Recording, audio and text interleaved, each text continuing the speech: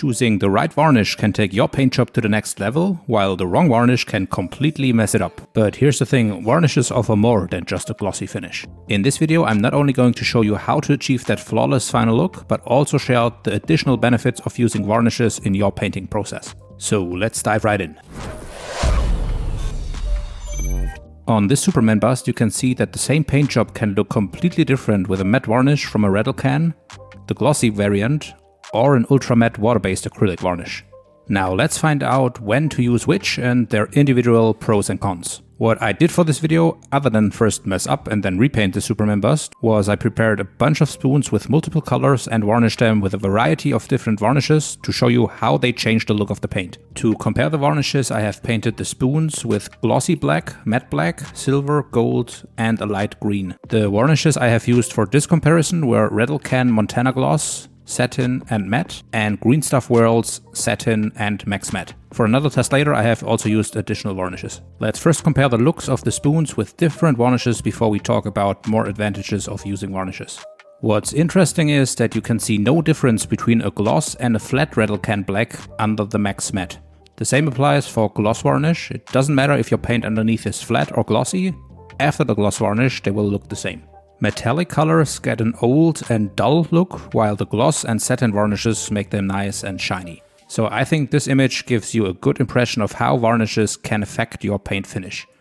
If the varnishes you have don't have the look you want, they might either be a little too glossy or too matte. You can also mix the water-based acrylic varnishes. For this experiment I took Green Stuff's Max Matte and gloss varnish and mixed them in different ratios, from 100% matte to 100% glossy.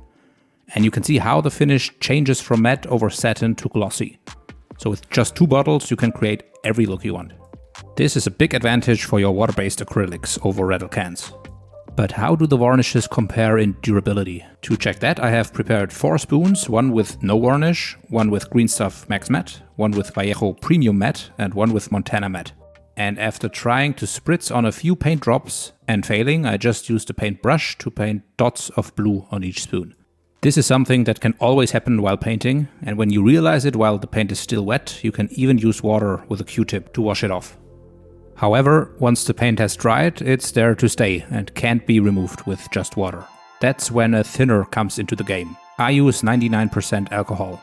However, this does only work when you applied a layer of varnish. The varnish works as a barrier between the paint spill and the base coat.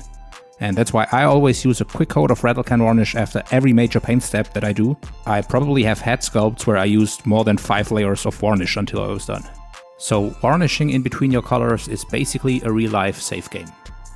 The Vallejo Premium Matte varnish also was very durable against the alcohol. With the Green Stuff Max Matte you can see that the alcohol also dissolved the varnish. And the spoon without the varnish obviously has no protection at all. Even when I spritzed the alcohol directly onto the spoons and tried to dab the paint away with a paper towel, the Vallejo Premium Matte and Montana Matte varnish had no sign of abrasion. The Vallejo Premium varnishes are water-based polyurethane varnishes, which makes them more durable compared to the regular water-based varnishes. So if you can't or don't want to use a Redl can but want the chemical resistance, you could go for those. But it's not only resistance against chemicals, what's with scratch resistance? For that I'm using a toothpick and try my best to scratch the spoons. The Montana Matte varnish feels hard and the scratches you can see are only on the surface. The same goes for the gloss varnish and the satin varnish. With the Green Stuff Satin you can feel that the scratches go a bit deeper, and on the black spoon you can clearly see that the varnish layer is completely ripped off. The Green Stuff Max Matte on the other side holds up better.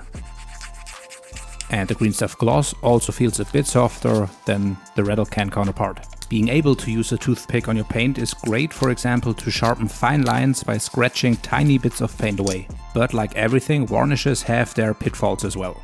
Your water-based airbrush colors can react badly with Redl cans depending on the used solvent, like you can see on the orange skin here. Also the gold and silver look like they are reactivated or molten a bit with the Redl Can varnish on top. To learn things like that on your model really hurts, so if you use a new color or varnish for the first time, I would always recommend to try it on some plastic spoons like I did here. Then there is the phenomenon of fogging or frosting, which I had on this spoon with Montana satin varnish on top of glossy black. This can also happen with your airbrush acrylics. Apparently a few reasons can lead to this. One is trapped moisture between the paint and the varnish, so make sure you always have a properly dried paint before varnishing. Another reason can be that the varnish is not mixed good enough. The matting agents in the varnish could pile up this way, leading to the foggy or frosted look. For me, the worst fail I ever had after varnishing with a Rattle Can matte was with the Hulk I recently did. If you want to check that video out, click the link on the info box. Here the varnish or the paint underneath turned completely grey. For this video I even tried to reproduce this effect, so I hand painted a thick layer of green on the spoon and intentionally didn't let it dry properly before using the same matte varnish. But although there are differences in the tone of color, I wasn't able to reproduce it. On those other spoons I tried it with an excessive amount of matte varnish, but that also didn't do the trick. This stuff probably only ever happens on the actual models we are painting. Let me know in the comments if you encountered stuff like this before. But if you encounter a frosted effect, it might help to use a gloss varnish on top and then to paint matte or satin again, while making sure to eliminate the possible reasons for the frosting.